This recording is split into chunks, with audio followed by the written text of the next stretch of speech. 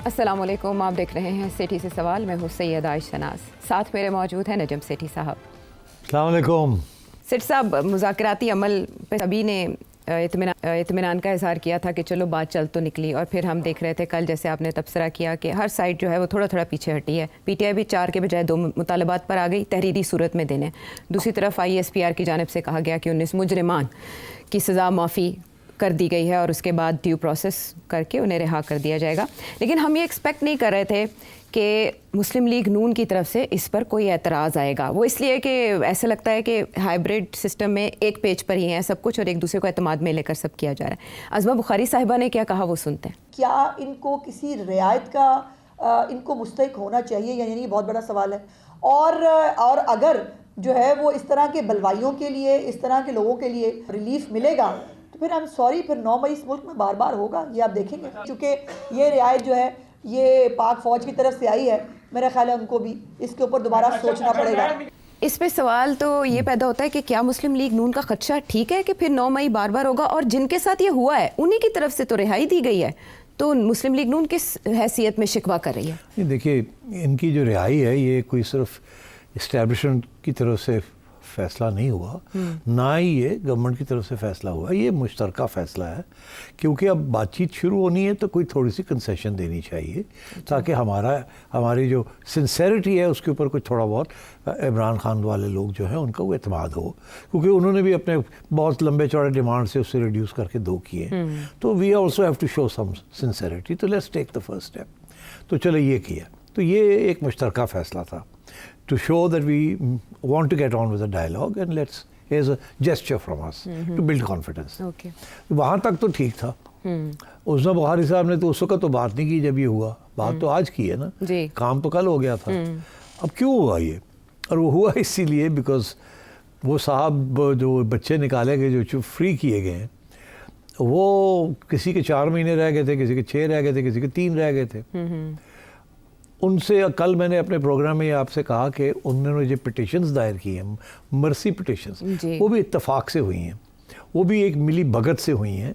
कि ऐसे नहीं होता कि वो उन्होंने किसी से अपनी पार्टी से ना पूछा हो कि जी हम ये मर्सी पिटिशन्स दे रहे हैं कि नहीं दे रहे। तो उनको भी कहा गया था कि ये अब होने जा रहा है, आपको कहेंगे मर्सी पिटिशन, आप सब साइन कर दीजिएगा, क्योंकि दोनों साइड्स ने एग्री किया था। अच्छा, तो और बच्चों ने साइन कर दिया। मगर बच्चे हैं ना, वो जब बाहर निकले तो उन्होंने पंगड़े पाने शुरू करते और ऐसी बयानबाजी की जिससे लगता था कि उन्होंने कुछ भी नहीं सीखा। और वो बिल्कुल उसी मूड में है जिस मूड में वो अंदर गए थे, और अगर मौका मिला तो फिर दावा बोल देंगे। ठीक है ना जी। तो जब ये देखा कि पार्टी ने उनको समझाया नहीं कि भाई चुप करके कर, बल्कि हार पहनाए, उनका वेलकम किया गया, और नहीं उन्होंने जिस किस्म की बयानबाजी की, उन्होंने कहा क्या पहले तो जेल के बाहर निकल के ना नारे लगाए और ये किया और वो किया, तूतनियां मारी। उसके बाद फिर चले वो होगी बात चुप, उसके बाद भी बात खत्म हो जाती। फिर वो जो चीफ मिनिस्टर साहब ने उनका वेलकम किया है, वो जो वेलकम किया है, that I think was a gesture from the party rather than from the 19 or 18 people who were released. 19. तो वो तो जिसमें कहते हैं ना कि they made it into a victory. It was a concession for the talks. Ji. And PDI turned it into a victory parade. ऐसी थे, ठीक। तो फिर आई थिंक रिएक्शन तो आना था ना। तो फिर उस्मा बुखारी से भी कहा गया कि बोलो हूँ तुसी, वाई आपका ख्याल है वो एवं बोल पड़ी हैं? एवं नहीं कोई बोलता जी। तो उनको कहा गया है कि भाई बोले, और वो भी पाक फौज को नजरसानी का कहना, और हमें कहें कि अब अगले जो है उनको नहीं छोड़ना। हाँ, बस तो इतना काफ़ी है आगे। तो अब इधर से रिएक्शन जो आएगा वो यही आएगा कि वो जो बाकी जिनकी मर्सी पिटिशंस हैं वो भी फारग, वो अब कोई नहीं किसी को छोड़ेंगे। अच्छा, बिकॉज आपने देखा ना कि सिर्फ इन्होंने जो फैसला हुआ था वो सिर्फ ये नहीं था कि 19 का, कुछ लोग एंटी टेररिस्ट कोड में भी तो फंसे हुए थे ना। जी जी। कितने थे वो? 250 जो है उनकी जमानत हो गई है। 250 की जमानत हो गई जी, 250 की जमानत हो गई, 150 की अभी नहीं हुई। कुछ इन्होंने पीछे उधर रख लिए हैं, हाँ। कुछ पीछे इधर रख लिए, ठीक है, और छोड़ दिए।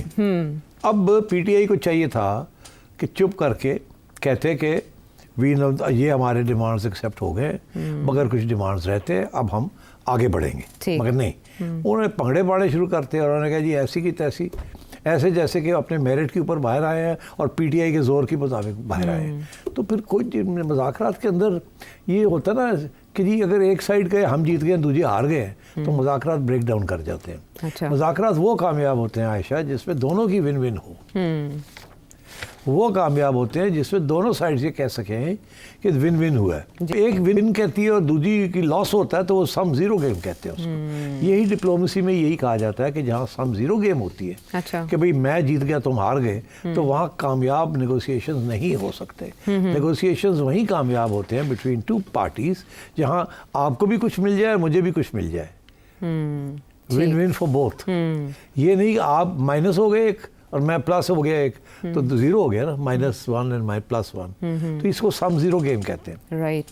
तो आई थिंक पीटीआई ने मिस्टेक गलती की है सेलिब्रेट करके इस ये रिहाई को? सेलिब्रेट करके, और इसको एक्चुअली सेलिब्रेशन तो अलग बात है ना, इसको तो उन्होंने सब पॉइंट स्कोरिंग की है जी कि हमारा पलड़ा भारी है। हाँ, हमारा हाथ ऊपर है। हाँ, ओके, हमारे धमकी की वजह से ये सब कुछ हुआ है। हम जो अपना एहतजाज कर रहे हैं, हम ये कर रहे हैं, हम वो कर रहे हैं। एक्चुअली मैं आपको एक बात बताऊं जी, जो मेरी असेसमेंट है वो ये है कि एस्टेब्लिशमेंट इज लीस्ट बॉदर्ड।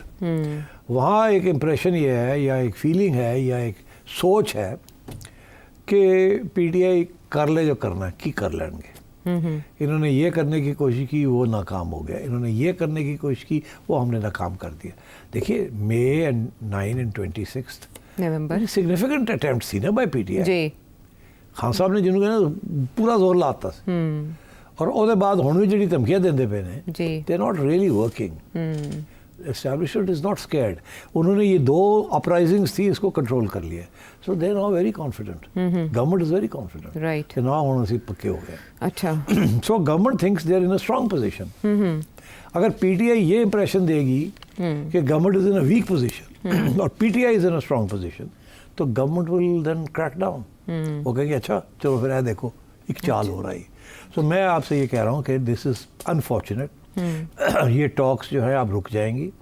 ये ऑल्दो दोनों साइड्स कह रही हैं कि टॉक्स विल कंटिन्यू, अच्छा, मगर क्योंकि अब जो अगली स्टेज में रिलीज़ होने थे लोग वो अब उसके ऊपर हॉल्ट हो जाएगा। आप देखना ये है कि पीटीआई क्या कंसेशन देती है गवर्नमेंट को। ठीक, अगर पीटीआई गवर्नमेंट और एस्टैब्लिशमेंट को कंसेशन नहीं देगी और ऐसे बुड़का मारेंगे तो फिर गवर्नमेंट ने आगे किसी को रिलीज़ नहीं करना और आप देखिएगा आगे सज़ाएं भी हो जाएंगी, एक खान साहब को भी और 1-2 और लोगों को। हाँ, लेकिन वकास अकरम शेख कह रहे हैं कि मुज़ाकरात पर सज़ाओं का असर नहीं होगा, लेकिन आप कह रहे हैं मुज़ाकरात रुक जाएंगे। तो पसे पर्दा जो मुज़ाकरात हैं, क्या नून लीग को उस पर भी कोई रिजर्वेशंस हैं जो इस तरह से ओपनली ये ऑब्जेक्शन किया गया? रुकने से ये मेरा मुराद नहीं है कि ख़त्म हो जाएंगे, नहीं, बातचीत तो चलती रहेगी। अच्छा, वो तो दोनों sides are committed to it. कोई नहीं ये चाहेगा कि मैं तोड़ के बाहर बैठूं, बिकॉज वो पब्लिक के अंदर ख्वाहिश है कि मुज़ाकरात हों और मसाइल हल हों। ठीक, तो इसलिए ये कोई नहीं चाहेगा कि ये जिम्मेदारी लेके हमने तोड़ दिए। मगर गो स्लो हो जाएगा जी, पोस्टपोनमेंट होनी शुरू हो जाएगी, थोड़ी सी तू मैं शुरू हो जाएगी। अब देखिए ना गंडापुर साहब ने क्या किया है, एक तो ये हरकत की है जी, दूसरी ये कि जो एक एपेक्स कमेटी में जो मीटिंग हुई है, जी, एपेक्स कमेटी की मीटिंग के बाद उन्होंने क्या कहा, सुनवाएं? अब सुनाए ना, मैं बताऊं आपको कि उनको ये बात नहीं कहनी चाहिए थी, मगर उन्होंने की है ये बात। जी, 26 नवंबर के बाद ये पहली मीटिंग थी। प्राइम मिनिस्टर साहब ने खुद ही ये बात छेड़ दी। बताया जा रहा है कि जी यहाँ पर गोलियां चली हैं और शहादतें हुई हैं, जबकि हकीकत में ऐसा कुछ नहीं है। हमारे इस वक्त 13 शोधा कंफर्म है और शहीद हुए हैं और हमारा इस वक्त 58 बंदा बुलेट इंजर्ड हमारे पास इस वक्त रिकॉर्ड पे है और इस वक्त तक हमारे 45 जो लोग हैं वो इस वक्त मेरे पास रिकॉर्ड है उसके बाद मिसिंग है। मैं ये समझता हूँ कि इस तरह की बातचीत ऐसे एपेक्स फोरम के ऊपर करना बिल्कुल नामुनासिब है एक मुल्क के वज़ीर आज़म के लिए। अच्छा सिर साहब, कनेक्ट करें अगर चीज़ें, तो शहबाज शरीफ साहब को कल वसवसे आ रहे थे तकरीब में। अज़मा बुखारी साहिबा ने आज पाक फौज को कहा नज़रसानी करें आप रिलीज़ करने के फैसले पे। फिर अली अमीन गंडापुर साहब एक सूबे के वज़ीर आला एपेक्स कमेटी के इजलास में बाकी बड़ों के होते हुए वज़ीर आज़म के ओहदे पर बैठे हुए एक शख्स को कह देते हैं कि ये फोरम मुनासिब नहीं है। शहबाज शरीफ साहब ने नामुनासिब बात की थी? मुझे नहीं पता शहबाज शरीफ साहब ने ये जो वसवसे की बात की है क्यों की है, मुझे कोई जवाब नज़र नहीं आता फ्रैंकली। और अगर मुझे मिलेंगे तो मैं पूछूंगा कि ए तुसी की चौका छिक्का मारता है कि पहल तक कुल्हाड़ी मारी है। इट्स लाइक सेइंग कि there is a problem with our government, where is in my opinion there is no problem with the government. I mean मैं कोई गवर्नमेंट की साइड नहीं ले रहा, आई एम सिंपली सेइंग कि मेरी असेसमेंट में कोई there is no major issue. तो ये क्या वसवसे की बात कर रहे हैं? मेरा ख्याल है, मैं अपनी ओपिनियन दे सकता हूँ कि ये नहीं वो कहना चाह रहे थे कि हमारी गवर्नमेंट जो है उसके अंदर प्रॉब्लम है। वो शायद वो जो एक पीपल्स पार्टी के साथ कुछ झगड़े चल रहे हैं, अच्छा, चल रहे हैं, मिसअंडरस्टैंडिंग है, वो भी है, वो दाखिल है ना, कुछ बदतमीजी तो हुई भी है जी। तो और उधर से भी वो बातें चल रही हैं। अब कैबिनेट में भी एक्सपेंशन हो रही है जी, लेकिन पीपल्स पार्टी नहीं है उसमें। लेकिन पीपल्स पार्टी नहीं है, तो उसकी वजह से शायद ये भी हो सकती है कि ही थिंक्स कि हमारे उसकी पार्टी और उसके ग्रुप के अंदर कुछ वसवसे हैं, डाउट्स हैं। और इस वक्त तो माहौल भी एक बना हुआ है ना बाहर कि जी शायद ये गवर्नमेंट चलेगी नहीं चलेगी, क्या होगा, क्योंकि बिलावल साहब भी थोड़ी सी मनूवरिंग कर रहे हैं ना, पीपल्स पार्टी वाले भी बयानबाजी कर रहे हैं। तो और ये तो स्पेकुलेशन चल रही है हर मीडिया टॉक के अंदर कि क्या कब ये गवर्नमेंट अप्रैल में जा रही है, बिलावल आ रहा है, कोई नया प्राइम मिनिस्टर आ रहा है, तो इसके साथ साथी जो होते हैं वो भी कंफ्यूज हो जाते हैं। तो मेरा ख्याल है शहबाज साहब कुछ कहना कुछ और चाह रहे थे, कह गई है, बट ये बाय द वे मियाँ साहब कभी कभी कर जाते हैं ये काम। अच्छा, शहबाज शरीफ साहब, हाँ उनकी मैं बात कर रहा हूँ। अच्छा, वो जल्दी जज्बात में आके जज्बात होते हैं या वो बोल रहे होते हैं और ठगा करके कुछ कह जाते हैं, फिर सोचते हैं वो मैं की किया है। अच्छा। तो हो सकता है कि ये उनके स्लिप ऑफ द टंग, वो कहना कुछ चाह रहे थे, शायद वो ये कहना चाह रहे थे कि लोग समझते हैं कि मसला है, मगर एक्चुअली कोई मसला नहीं है। मगर जिस तरीके से उन्होंने वो बात की, जाहिर है उसके साथ ये शक बात तो अब खड़े हो गए कि क्या मसला क्या है। अब अल्लाह करे कि हम क़यामत तक ये कोई बात करने वाली है क़यामत तक।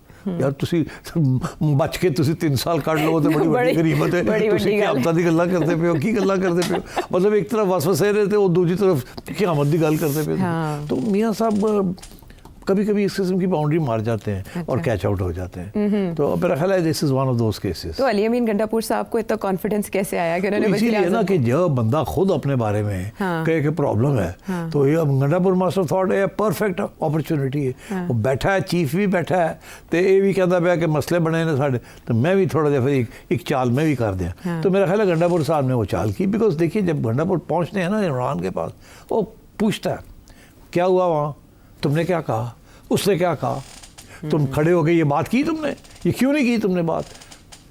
और ये लोग तो जाहिर है they have to work with the establishment and with the federal government, तो they have to be little careful. मगर जब वो जाते हैं डेलिया तो खान उसे पतलून ला देता है, वो कहता है ए क्यों नहीं किया, ए क्यों नहीं किया, ए क्यों नहीं किया। तो गंडापुर साहब ने क्या कि हुण मैं बोल ही जाऊँ तो चंगा है। उसके बाद सोचा होगा लै शहबाज शरीफ से जवाब ही कोई नहीं देता, हाँ, बाहर जाके मेरे नंबर लगवा लिया अपने, ये देखा ना, ये नंबर लगवा रहा है, ये खान साहब को पैगाम दे रहा है कि देखा थोड़ा कारकुन ने होते है करता थे वो करता जी। और देखिए पीटीआई का जैसे उनके बाकी कारकुन जो जब वेलकम किया गया और जिस किस्म की वो मूड में थे, बॉडी लैंग्वेज ही ऐसी फातिहाना। गंडापुर साहब तो उनके लीडर हैं जी, उस ग्रुप के, लेके चले थे उनको लेके चले थे। तो गंडापुर साहब पीछे हट जाए सवाल ही पैदा नहीं होता। उनका तो सारा जो पब्लिक लेजिटिमेसी है उनकी इन द पीटीआई वो है ही है ना, ठीक है। तो उन्होंने तो बाहर आके ये बात करनी थी। तो मैं ये समझता हूँ ये बेसिकली ये पॉलिटिक्स से चल रही है ना जी, this is not conducive to talks. By that what do I mean not conducive to talks. ये जो टॉक्स हो रही है ना, ये मकसद क्या है इनका, क्या है, क्या मकसद आप बताओ मुझे, चलो क्या मकसद है। ये तो नहीं है कि सबकी रिलीज हो जाए, ये हो जाए, उससे क्या होगा। हाँ, रास्ता मिले हर एक को और सियासी इस्तेहकाम आए, पॉलिटिकली ये जो इतनी शोर शराबा है वो थम जाए, मगर उसका भी तो कोई मकसद होगा ना। क्या है उसका मकसद, यही है ना, खान चाहता है नई इलेक्शन हो जी, खान चाहता है गवर्नमेंट की छुट्टी होए, नवी इलेक्शन होए, मैं प्राइम मिनिस्टर बना, उसके बाद मैं अपना आर्मी चीफ लगावा, सीधी जी गल है। इसमें कुछ टेढ़ी बात है, no rocket science, no rocket science. अब वो बात यह है कि वहां तक पहुंचने के लिए कहीं से तो शुरू करना है ना। उसने शुरू किया था ना ऊपर से, तो गिरता गिरता गिरता गिरता यहाँ आ गया, अब रिहाई पे आ गया। सब मेरी भी अपनी रिहाई भी नहीं, वो कहता मेरे बंदे रिहा कर दो और उसके बाद तुसी जुडिशल कमीशन बना दो, ठीक। तो मतलब अब यहाँ तक तो आ ही गया, अब इससे आगे कहाँ जाएगा वो बेचारा, कहाँ गिरेगा, ठीक। और हर दफा मुलतवी कर देता है प्रोटेस्ट जी, ठीक है ना। तो he is in a weak position, कहाँ डिमांड्स थे उसके और कहाँ आ गया अब। तो अब गवर्नमेंट ने और एस्टैब्लिशमेंट ने सोचा कि यार यहाँ तो उसको कुछ थोड़ा सा देना चाहिए ना, आफ्टर ऑल उसकी भी कोई क्रेडिबिलिटी रहे, नहीं थे वो फिर ना फ्रस्ट्रेशन में कोई गड़बड़ कर दे, ठीक है ना। फ्रस्ट्रेशन में बंदा बड़े फजूल फैसले बंदा कर लेता है, गुस्से में कर लेता है। तो I think in order to keep him engaged ये सारा ड्रामा शुरू हुआ है टॉक्स का। फ्रेंकली ये टॉक्स जो हैं, अगर खान साहब ये समझते हैं कि इस टॉक्स की वजह से वो अपना फाइनल मकसद पूरा कर लेंगे, that is not going to happen. Okay, this government and this establishment determined कि अगले 3-4 साल तक ऐसी हिलना नहीं। खान और नो खान, शहबाज और नो शहबाज, whoever, हमने रहना है, हमने इकोनॉमी को स्टेबल करना है। ठीक। And the most important economy रह गई तो दाने मुक जाएंगे। देखो ना, अभी आपने चाइना से उनके advance 5th generation stealth bombers खरीदे, जिसके साथ आपकी air force will be one up on India again. पहले F-16 के साथ आप वन अप हो गए थे, अब ये J-35 5th generation stealth fighter जिसकी डेमोन्स्ट्रेशन भी आप देख रहे हैं जहाज़ों, वो एयर शो भी हुई थी। एंड तो Pakistanis in the market for arms, for weapons, for modernization. अब उठ के जा रहे हैं बांग्लादेश, इसके ऊपर भी डिस्कस कर लेते हैं। वहाँ भी इंडियन बांग्लादेशी आर्मी को अब वो ट्यून अप करेंगे, ठीक है ना, against India and so on. तो I think there is a lot of stake here. और अगर आप उनसे पूछें कि खान साहब, is Imran Khan part of the solution और पार्ट ऑफ द प्रॉब्लम? देखिए ना, कुछ लोग तो है ना कि पाकिस्तान की solution lies in Imran Khan, ऐसे ही है ना, लोग तो यही कहते हैं ना, अवाम जो बाहर बैठी हुई है कि खान नू ले आओ, खान मसले हल कर देगा सारे। तो बात यह है कि एस्टैब्लिशमेंट के अंदर परसेप्शन क्या है, is Khan Imran Khan part of the solution और part of the establishment, opposite to public opinion? अच्छा, तो फिर अगर आप ये कह रही हैं और आपके बड़े गहरे तल्लुकात हैं एस्टैब्लिशमेंट के साथ, इसमें कोई सदाकत नहीं है, ये परसेप्शन है। तो फिर my thing is establishment things Imran is part of the problem, not part of the solution. तो अगर ऐसी सिचुएशन है तो देन ये मुज़ाकरात are not going to go anywhere. ये सोल्यूशन इमरान खान की सोल्यूशन की तरफ नहीं जाएंगे ये, ठीक, आप समझ रहे हैं मेरी बात? मगर उसके लिए फिर बहुत और कुछ होना पड़ेगा, जो ये साल जो 1925 इसमें तो मुश्किल लगता है। 2025 मुश्किल लगता है। बाकी आगे की तो आपको पता है कितनी अनसर्टेनिटी है इस मुल्क के अंदर, क्या होता है क्या नहीं होता, we don't know. But certainly Imran Khan is not going to get the sort of political relief जिसके साथ he might think he is now about to make a bid for power. वो नहीं होना। मैंने कहा था he will उसकी bell हो जाएगी। मैं समझता हूँ, अभी भी मैं समझता हूँ that's part of the movement forward. What about 190 million pound case? वो तो हो ही जाएगा, कन्विक्ट हो जाएंगे। और वो तो खर पीटे खुद मान रही है कि हो जाना, सजा होनी है उसमें। वो नहीं होनी है, उसमें भी होनी है, और दूसरा वो तो शखाना 2 में उसमें भी होनी है। तो इनके यही उम्मीद है कि जब हाई कोर्ट में पहुंचेगी तो वहाँ जाके फिर रिलीफ मिल जाएगी। By the time it gets to the high court तो और वक्त लग जाता है ना। तो मतलब है कि एक के बाद दूसरे के बाद Khan Sahab will not be allowed to go to the public और वहाँ खड़े होकर जलसा करें, ये नहीं इजाज़त होगी। बाकी बनी गाला बह जाओ, ठीक है जी, ज़मान पाक बह जाओ, ज़मान पाक चले जाओ, कोई गल नहीं, और अल्लाह खैर सल्ला, मगर बाकी नहीं, नॉट पॉसिबल। अच्छा, चले, इससे कम से कम हुकूमत को ये तसल्ली मिल गई आपके एनालिसिस से कि अभी 3-4 साल तक तो अच्छा बंदोबस्त किया हुआ है, इमरान खान साहब को इन मुज़ाकरात के जरिए कोई रास्ता निकालना होगा। मगर खान साहब जो है अभी गेम खेलेंगे, एस्टैब्लिशमेंट भी गेम खेलेगी, गवर्नमेंट भी गेम खेलेगी, और ये सिलसिला ऐसे ही चलेगा, अप एंड डाउन चलेगा, टॉक्स चलती रहेंगी, ब्रेक होती रहेंगी, एंड गंडापुर साहब गरजते रहेंगे, कहीं जाके गरजेंगे, कहीं जाके स्क्वीक करेंगे। अच्छा। और कहीं खान साहब जो है वो रिकन्सिलिएटरी स्टेटमेंट देंगे, कहीं वो बहुत अग्रेसिव बात करेंगे। मैं आपसे फिर कह रहा हूँ, look out for one person. Who is that? Look out for one person. Bushra Bibi? Bushra Bibi. Okay, well done. अच्छा, मुझे लगा शायद आप शाह महमूद कुरैशी की बात करें, क्योंकि वो कह रहे हैं शाह महमूद कुरैशी साहब भी बाहर आ जाएंगे। वो आ जाएंगे बाहर। अच्छा। और मेरा ख्याल है शाह महमूद कुरैशी तो वैसे बड़े मायूस हैं कि मेरी पार्टी ने मेरा ख्याल नहीं किया, I am number 2 in the party, और मुझे भूल गए, ये कैसी पार्टी है। And he is very upset because उनके साहिबजादे के साथ भी अच्छा नहीं किया पीटीआई ने, जैन के साथ, और तो गिले तो हैं। और याद एक बात रखिएगा कि शाह महमूद कुरैशी साहब की जो फैमिली है, traditionally it has always been pro state, it's never been anti state. गोरों के ज़माने से, ब्रिटिश राज के ज़माने से they have been pro state. Okay, and ये पहली दफ़ा है कि बेचारे शाह साहब कहीं फंस गए, डिफ्लेक्शन किया और वो गले पड़ गई है, जो एंटी स्टेट बन गई। पता नहीं क्या हो गया परवेज़ इलाही साहब को, शेख रशीद साहब को, शाह महमूद कुरैशी साहब को, पता नहीं क्या हो गया, बस वो होता है ये पॉपुलिज्म जो है ना, ये जब काटती है ना आपको, और आपको नजर आता है कि आए अवाम ही अवाम, तो तुसी भी दौड़ पैंदे हो, तो आपको समझ नहीं आती।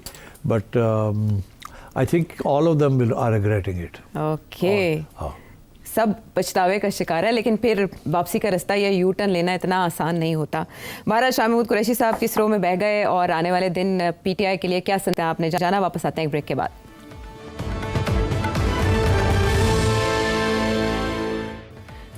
Welcome back to the show. अब आलमी मंजरनामे से बांग्लादेश को शामिल कर लेते हैं, जहां हमारे डिप्टी वज़ीर आज़म जो हैं वो विज़िट करने जा रहे हैं और पाक बांग्ला ताल्लुकात में एक नया मोड़ देखने में आ रहा है। वहाँ निसाब भी बदला जा रहा है। बहुत सी हकीकतें जो आज तक बांग्लादेशी अवाम को पढ़ाई गई अब वो चेंज हो रही हैं। ट्रेनिंग देने की आपने बात की कि पाक फ़ौज वहाँ ट्रेनिंग के लिए जाएगी, तो इससे इंडिया को क्या खौफ है और ट्रेनिंग से पाकिस्तान और बांग्लादेश के ताल्लुकात कैसे रिकवर हो सकते हैं? आयशा, सिर्फ ट्रेनिंग की बात नहीं है। अभी जो बातचीत हो रही है ना जी, 2 लेवल पे बातचीत हो रही है। एक तो ये बातचीत हो रही है कि बांग्लादेश की फॉरेन पॉलिसी क्या होगी। अच्छा। उस फॉरेन पॉलिसी के अंदर इंडिया का क्या रोल होगा और पाकिस्तान का क्या रोल होगा और बांग्लादेश की क्या पोजीशन होगी सार्क के अंदर। सो सबसे पहली चीज़ जो यूनुस ने की है, उसने कहा है कि सार्क को रिवाइव करना है। वो समझता है कि सार्क के अंदर अगर एक दफ़ा रिवाइव हो जाए तो सार्क के अंदर पाकिस्तान के साथ मिलके और बाकी इंडिया के छोटे नेबर्स के साथ मिलके सार्क पावरफुल हो सकती है और इंडिया का इन्फ्लुएंस इन द रीजन को पीछे धकेला जा सकता है। अकेले नहीं कर सकते क्योंकि इंडिया रीजनल हेजमन है। मगर ये पहली दफ़ा है कि पाकिस्तान तो एंटी इंडिया था ही, मगर सारे बाकी जो मुल्क थे उनको उन्होंने टाइट करके रखा हुआ था, तो अब वो टूट गया। सो आई थिंक यूनुस का ये इंटरेस्ट है कि किसी तरीके से सार्क की रिवाइवल हो। अच्छा। पाकिस्तान भी ये चाहता है, मगर पहले ये हो रहा था हसीना के ज़माने में कि इंडिया सार्क को नहीं चाहता था। इंडिया समझता है कि सार्क के अंदर उसकी अहमियत इतनी नहीं रही।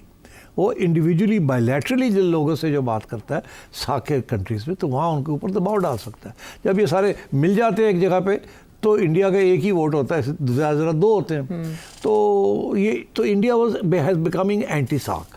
इंडिया ने सार्क को सपोर्ट किया था ताकि सार्क को वो लीड कर सके, मगर सार्क को लीड नहीं कर सका बिकॉज पाकिस्तान ने दरार डाली हुई थी और लड़ाई झगड़े हो रहे थे और बाकी लोग जो थे परेशान थे। और बांग्लादेश पिछले 15 सालों से इंडिया के साथ था, उससे पहले साथ था। खालदा ज़िया के ज़माने में प्रो पाकिस्तान था और हसीना के ज़माने में प्रो इंडिया था। तो अब बात यह है कि now once again the attempt is के सार्क को रिवाइव किया जाए। पाकिस्तान फुली सपोर्ट करता है और इंडिया को तकलीफ हो रही होगी ये बात सुन के, ठीक है, एक बात। दूसरी बात यह है कि बात ऑलरेडी शुरू हो गई है कि जी तजारत शुरू की जाए पाकिस्तान और बांग्लादेश के साथ, और वो तजारत के तरीके सिर्फ 2 ही हैं। एक तरीका तो ये है बाय सी,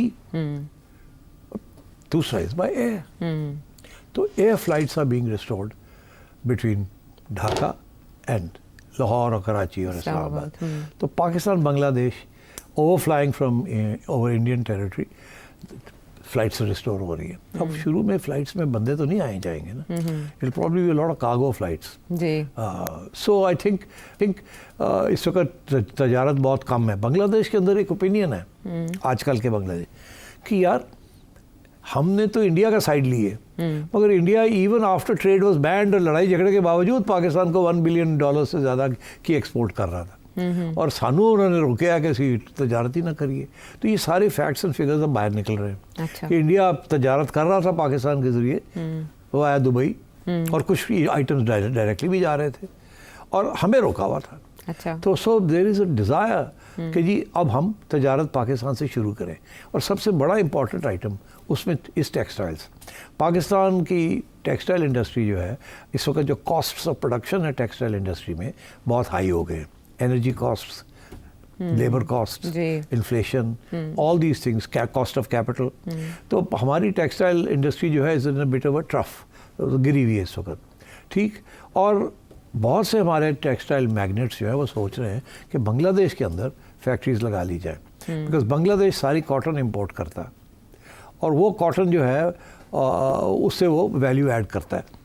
वैल्यू ऐड का मतलब है गारमेंट्स बनाता है, क्योंकि इंपोर्ट तो कॉटन होगी मगर उसके बाद कपड़ा बनता है, कपड़े के बाद उसके ऊपर क्लोथिंग बनती है, गारमेंट्स बनते हैं। तो Bangladesh Pakistani textile is very good at creating yarn and also but not so good at value added.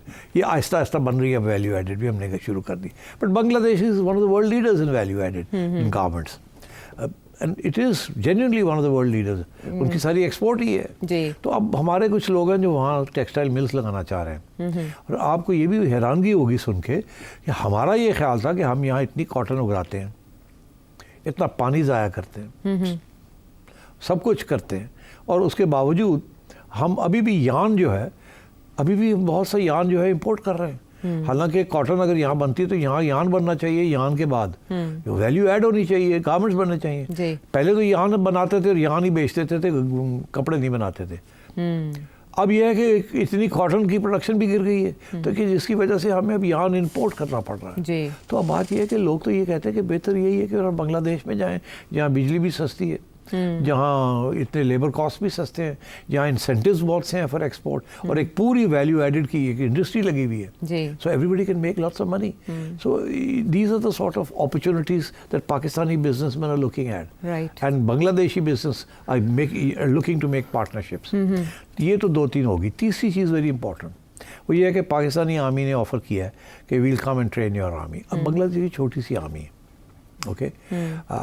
पुराने ज़माने में तो एक ही आर्मी थी, उनके अफसर भी यहीं ट्रेन होते थे, but now we are going to send contingents to train the Bangladeshi army. तो ये जो ट्रेनिंग प्रोग्राम्स होते हैं, they are actually programs of unity of sorts. एक किस्म की कमराडरी भी बनती है, कॉन्टैक्ट्स भी बनते हैं, सब कुछ होता है, आइडियोलॉजी भी ट्रांसफ़र होती है। तो I think the Indians are very worried about this dimension. इस डायमेंशन के दो पहलू हैं। एक पहलू तो ये है कि ज़ाहिर है कि बांग्लादेश आर्मी बड़ी वो एंटी इंडिया अब बननी शुरू हो जाएगी। ज़ाहिर है ट्रेनिंग होगी, आइडियोलॉजी आएगी। पहले वो they were very anti Pakistan and pro India, मगर now that thing will change. The second thing is जिसमें इंडिया को बड़ी परेशानी है, India is not worried about the army. छोटी सी आर्मी है, what can it do? Border defend कर सकती है, नथिंग मोर देन दैट। डर ये है कि एक ज़माना था कि इंडिया इल्ज़ाम लगाता था पाकिस्तान पे कि दाऊद इब्राहिम के ज़माने में कि बांग्लादेश और नेपाल से पाकिस्तानी एजेंट्स पाकिस्तान एक्सपोर्ट कर रहा था। अच्छा। फ्रीडम फाइटर्स जिनको वो टेररिस्ट कहते हैं। और Bangladesh is a good staging point because border इस किस्म का है, बहुत से easy to slip in slip out. Okay. Similarly Nepal का जो बॉर्डर है, easy to slip in slip out. तो ये इल्ज़ाम हमेशा लगाया इंडिया ने कि पाकिस्तानी एजेंसीज जो है ऑपरेट करती हैं। तो वो पिछले 15 साल से बंद हुआ है। अब इनको फिर खर्चा होगा कि यार, और पाकिस्तान के जो एटीट्यूड इस वक्त ये है, मैं आपको बता दूं कि आपने जो कश्मीर, आपने जो हमारे बलूचिस्तान में किया हुआ है, और जो तहरीक तालिबान पाकिस्तान को आप इमदाद दे रहे हैं और हमारे बंदे मार रहे हैं, थोड़ी ऐसी जैसी। अच्छा। अब उनको मौका मिल जाएगा टू पे बैक। ओके। उन्होंने अफगानिस्तान में पे बैक तो किया ना पाकिस्तानी ने। अब हो सकता है they may be other issues at stake, so the Indians are worried. So these are the sort of issues that are now going to come up. अब हमने पता है कि इसहाक डार साहब जा रहे हैं जी, तो अब आप पूछेंगे वो क्या करने जा रहे हैं? क्या करने जा रहे हैं? वज़ीर आज़म के बजाय डेप्यूटी वज़ीर आज़म। हाँ, तो वो इसीलिए जा रहे हैं ताकि ये जो सारी चीज़ें जब हमने डिस्कस की हैं, अंगूठे लग जाने ना थे और काम पक्का हो जाए, शुरू हो जाए। और मेरा ख्याल है इशू खड़ा होगा, वहाँ का जो मीडिया है वो ये ज़रूर इशू खड़ा करेगा कि माफ़ी मांगे 1971 की। माफ़ी ने हर जगह काम ख़राब कर रखा है। बहरहाल ये है बांग्लादेश का मामला, जिसमें हम देख सकते हैं कि मोदी सरकार के काफ़ी डिप्लोमेटिक ब्लंडर्स हैं। जो अब साक की एक्टिवेशन के बाद भारत क्या सबक सीखता है इससे, या उसकी जो मनफी पॉलिसी है खित्ते में वो जारी रहती है? ये सवाल अपनी जगह बरकरार। वापस आते हैं एक ब्रेक के बाद।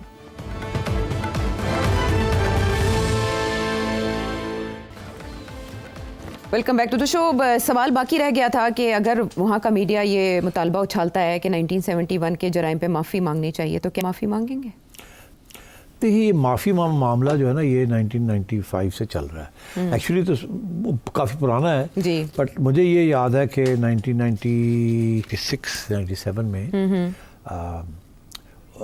बांग्लादेश के फॉरेन मिनिस्टर आए थे पाकिस्तान, और मेरी उनसे मुलाकात हुई थी।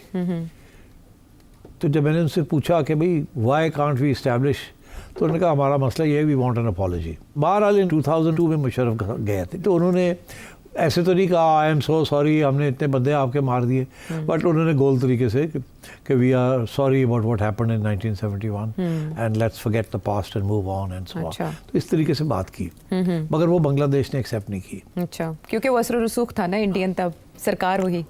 हालांकि उस वक्त खालदा ज़िया की हुकूमत थी, लेकिन अंडर ना तो ये था। मगर इससे पहले भी कुछ पाकिस्तान की तरफ से इसी तरीके से माफ़ी मांगी गई है, मगर बांग्लादेश ने एक्सेप्ट नहीं की। अच्छा। 1974 में भुट्टो साहब के ज़माने में जो मुझे याद पड़ता है, एक हुई थी ट्राईपार्टाइट अग्रीमेंट हुई थी बिटवीन पाकिस्तान एंड बांग्लादेश, जिसमें इंडिया का फॉरेन मिनिस्टर था स्वारन सिंह और बांग्लादेश का फॉरेन मिनिस्टर था कमाल हुसैन और पाकिस्तान की तरफ से हमारे फॉरेन सेक्रेटरी थे अजीज़ अहमद। ये इन्होंने एक अग्रीमेंट की थी। अच्छा। जिसके अंदर पाकिस्तान ने एक तरीके से माफ़ी मांगी थी। वो लफ्ज़ ऐसे ही थे और जुल्फ़िकार अली भुट्टो साहब ने भी पैगाम भेजा था, मैं पढ़ के सुनाता हूँ। Appeal to the people of Bangladesh to forgive and forget the mistakes of the past in order to promote national reconciliation. तो वो यही था कि जी भूल जाएं, जो पहले जो कुछ हुआ उसको भूल जाएं, आगे देखें, आगे बढ़ते हैं, move on and so on and so fourth, fresh start. मगर वो बात तय नहीं पाई। तो इस दफ़ा भी मैं समझता हूँ वो फिर ये बात आएगी कि जी कुछ तो बयान दें आप अबाउट 1971 ताकि हम सही मामला सही करें। अब देखना ये है कि इसहाक डार साहब किस तरीके से बात को आगे बढ़ाते हैं। क्या उसी गोल तरीके से बात करेंगे जिस तरीके से पहले बात हुई जो मुस्तरद हो गई, या उससे एक कदम आगे जाएंगे? तो मेरा ख्याल है वो ब्रीफिंग लेके जाएंगे और फिर वहाँ जाके बड़ा कंसिडर्ड स्टेटमेंट को ज़रूर देंगे। And the trick will be कि बात भी हो जाए, बांग्लादेश को कबूल भी हो और ये ना हो कि आपकी अफवाज की कोई बेहुर्दमी हो जाए या आपका अनड्यू क्रिटिसिज्म उन पे आ जाए, बिकॉज वॉर के अंदर तो बहुत कुछ होता है। Yes, it's true, terrible things happened at that time.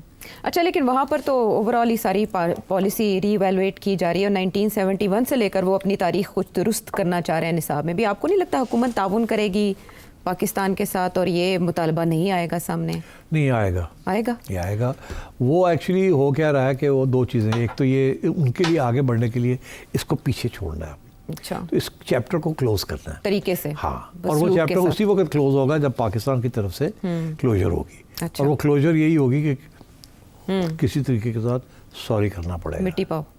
मिट्टी पाओ नहीं, मिट्टी पाओ नहीं, वो कहते ना मिट्टी नहीं पानी। अच्छा। सॉरी करो। अच्छा। फिर मिट्टी पाओ। तो फिर उस पर इंडियन मीडिया फिर उछलेगा। हाँ, तो चले मवाद में। नंबर दूसरी चीज़ ये कि वहाँ जो सूरत हाल है ना इस वक्त बड़ी फ्लूइड है। हाँ हाँ। वहाँ भी लोग ऐसे हैं जो कहते हैं कि ये यूनुस की गवर्नमेंट स्टेबल नहीं है। हाँ जी। और इधर पाकिस्तान की गवर्नमेंट स्टेबल नहीं है। हाँ, तो बहुत वो कहते हैं कि शायद it may not take off because of suspicions कि आप क्या लॉन्ग टर्म अग्रीमेंट करेंगे। वो भी अनस्टेबल हैं, ये भी अनस्टेबल है। बट मेरा ख्याल है दोनों हुकूमतों ने ये फैसला किया है कि forget this business of stability, we are stable, we are here to stay, let's get on and sign this, do your best. चले वो वहाँ से अब बांग्लादेश से हम डायरेक्ट उधर अमेरिका चलते हैं, जहाँ H1B वीज़े के मामलात पे American president, upcoming American president की टीम भी इख्तलाफात का शिकार है और वो भी आपस में बहस कर रहे हैं। एक तो ये कि H1B वीज़ा ज़्यादातर इंडियंस से रिलेटेड है, ये इस पर बहस क्यों की जा रही है, इसका क्या नुकसान? नहीं, सिर्फ इंडियंस के ऊपर नहीं है, this is for all talented technical expertise वाले लोग, उनके लिए सहूलत है to come to America and to find a job and to work and get a residency. H1B। अच्छा, अब H1B के अंदर इशू क्या था? शुरू में तो डोनाल्ड ट्रंप इसके खिलाफ था जी, कह रहा था कि ये तो बहुत बड़ा स्कैम है अपने दौर में। हाँ। अपने दौर में कह रहा था ये स्कैम है और मैं तो इसको ख़त्म कर दूंगा जी। वो इसलिए कह रहा था बिकॉज बहुत से वाइट अमेरिकन्स, वो सब वाइट अमेरिकन्स का ये था कि हमारे जॉब्स जो हैं ये बाहर से आते हैं, इंडिया से आते हैं, पाकिस्तान से आते हैं, साउथ कोरिया से आते हैं, जापान से आते हैं, और ये टेक्निकल लोग हैं, ये आके हमारे जॉब्स ले लेते हैं और लंबी लंबी तनख्वाहें इनको मिलती है और हमारे इंसेंटिव्स ख़त्म हो जाते हैं। तो एक पूरा एक माहौल था वहाँ, और फिर ऊपर से वो जो आते हैं ना, तो वो भी एक इशू था।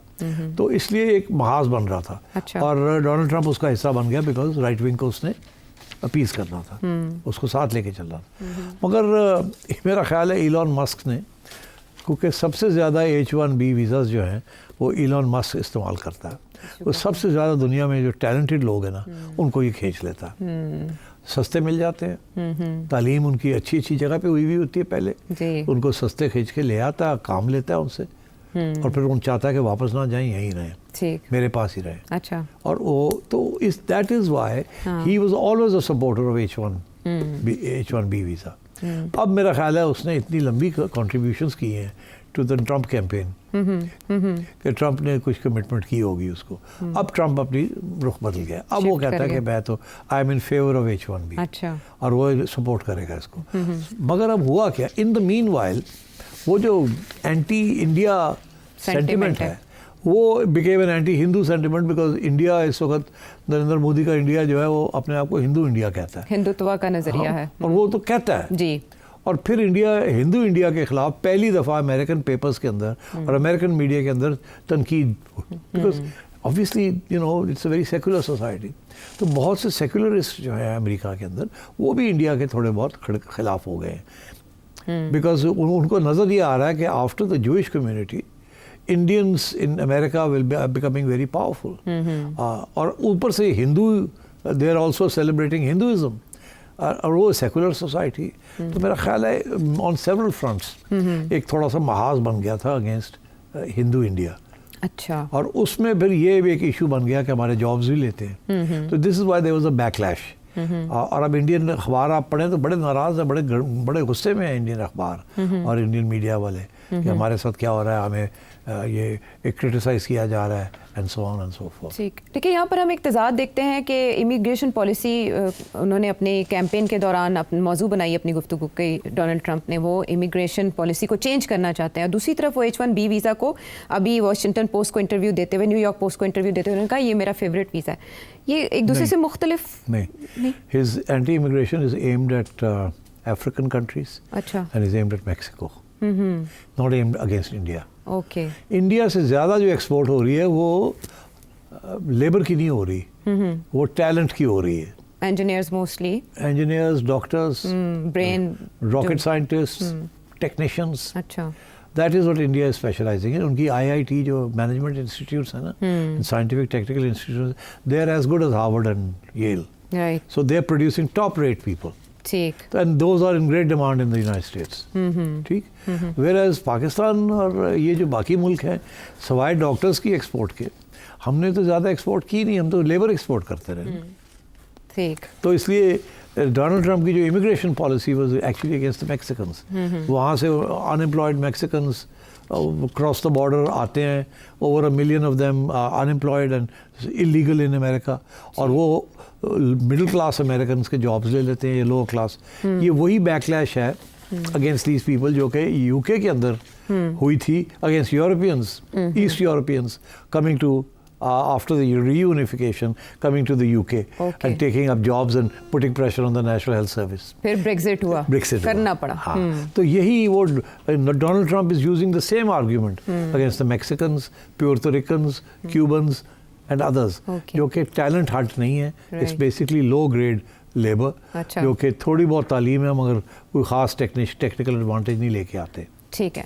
अभी एलॉन मस्क की कंट्रीब्यूशन बहुत रही कैंपेन में, तो ऐसे लगता है कि जैसे डोनाल्ड ट्रंप उनके एहसानमंद हैं। और ये बात चर्चा किया जा रहा है मीडिया में कि वो उनके मातहत डोनाल्ड ट्रंप एलॉन मस्क की पॉलिसीज़ को टो कर रहे हैं, ना कि एलॉन मस्क डोनाल्ड ट्रंप की पॉलिसी, और उन्हें उसके लिए थ्रेट करार दिया जा रहा है। डोनाल्ड ट्रंप को उसने बड़ी सपोर्ट की है, मिलियंस ऑफ डॉलर्स दिए इन सपोर्ट फंड्स।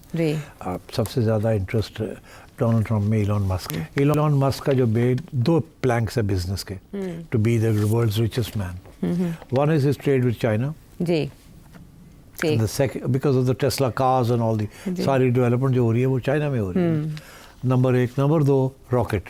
एलॉन मस्क के 3000 रॉकेट से ज़्यादा इस वक्त घूम रहे हैं ऊपर। He has the biggest chunk of rocketry. Rocketry के लिए जो सारी सब्सिडी मिल रही है उसको, वो अमेरिकन गवर्नमेंट से मिल रही है, बिकॉज रॉकेट साइंस जो है इज व्हाट फ्यूल्स मिसाइल्स। आपको पता ना, ये अभी जो शोर पड़ा है हमारे ऊपर, पाबंदियाँ लगी 4 कंपनी, तो वो रॉकेट्स के लिए वो बनाए जाते हैं। राइट।